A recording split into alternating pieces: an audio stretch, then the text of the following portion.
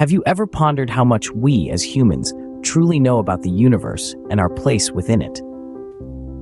The enigma of human knowledge, its vastness and its limitations, has been a subject of fascination and contemplation since time immemorial. In the heart of this mystery, we find Immanuel Kant, an 18th-century philosopher who dedicated his life to understanding the nature of reality and our capacity to perceive it. Born in the modest city of Königsberg, Prussia, in the year 1724, Kant was the fourth of 9 children. His upbringing was steeped in pietism, a branch of Lutheranism that emphasized personal piety over religious doctrine. This early exposure to a distinct worldview would later play a crucial role in shaping Kant's philosophical outlook. As a young man, Kant enrolled at the University of Königsberg, where he was influenced by a range of thinkers. His early philosophical ideas were largely inspired by his teachers, who introduced him to the works of Leibniz and Wolff. This early exposure to a rationalistic approach to philosophy, one that emphasized the power of reason and logic, became a cornerstone of Kant's intellectual development. Kant's philosophical journey began with an awakening, a shift in perspective that would forever change his understanding of the world. Immanuel Kant, in his early career, was deeply entrenched in the ideas of rationalist metaphysics. He believed in the power of reason to unlock the secrets of the universe. Yet, as he delved deeper into these concepts, he found himself questioning the very foundations of his beliefs. This led to a significant pivot in Kant's philosophy, where he transitioned from a staunch belief in rationalist metaphysics to a more empirical skepticism. He began to question whether our understanding of the universe was truly based on reason, or if it was merely a construction of our own minds. This shift was crystallized in his seminal work, The Critique of Pure Reason. Here, Kant argued that while our minds indeed structure our experiences, they can never truly comprehend the world as it is, only as it appears to us. He suggested that our understanding of the universe is inherently limited by our senses and our cognitive processes. Kant proposed that space and time are not objective features of the world, but rather the framework through which we perceive it. He argued that all our knowledge begins with experience, but not all of it arises out of experience. This means that some knowledge is a product of our mind's interpretation of what we perceive, rather than being a direct reflection of reality itself. He further contended that while we can understand the phenomena or appearances that our senses present to us, we can never truly grasp the noumena, the things in themselves beyond our perception.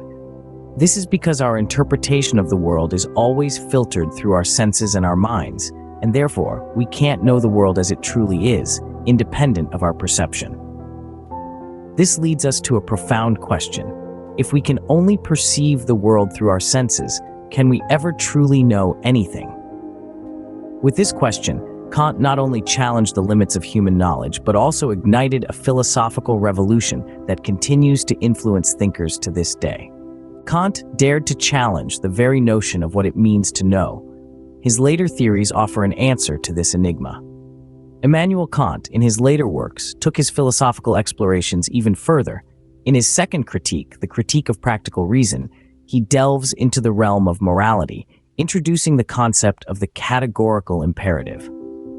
Now you might be wondering, what is this categorical imperative? Well, it's a principle that Kant believed was fundamental to the moral philosophy. It's the idea that we should act in such a way that we would want our actions to become a universal law. This means that if we wouldn't want everyone else to act the same way, then we shouldn't act that way ourselves. But Kant didn't stop there. In his third critique, The Critique of Judgment, he delves into the world of aesthetics, exploring the nature and judgment of beauty. He argued that our aesthetic judgments, though they may seem subjective, are actually universal. This is because they are not based on personal likes or dislikes, but on a deeper, more universal sense of what is beautiful.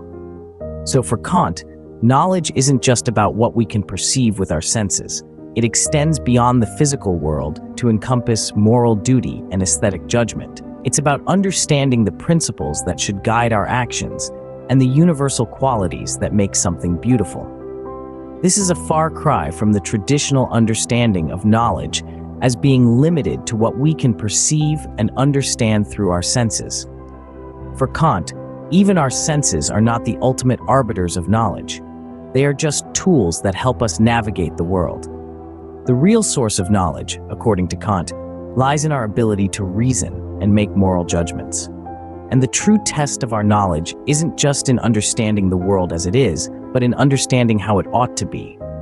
Kant's philosophy, thus, paints a picture of human knowledge as both limited and limitless, bounded by our senses, yet unbounded in its potential. Kant's philosophical journey, from his early days to his later theories, leaves us with a profound understanding of the nature of human knowledge. Immanuel Kant, a name synonymous with the Enlightenment, is known for his influential theories that have shaped our understanding of knowledge and reality. His philosophy, while complex, can be distilled into a single profound question: what can we know? It's a question that has echoed through the annals of philosophical thought, shaping the way we perceive ourselves and the world around us.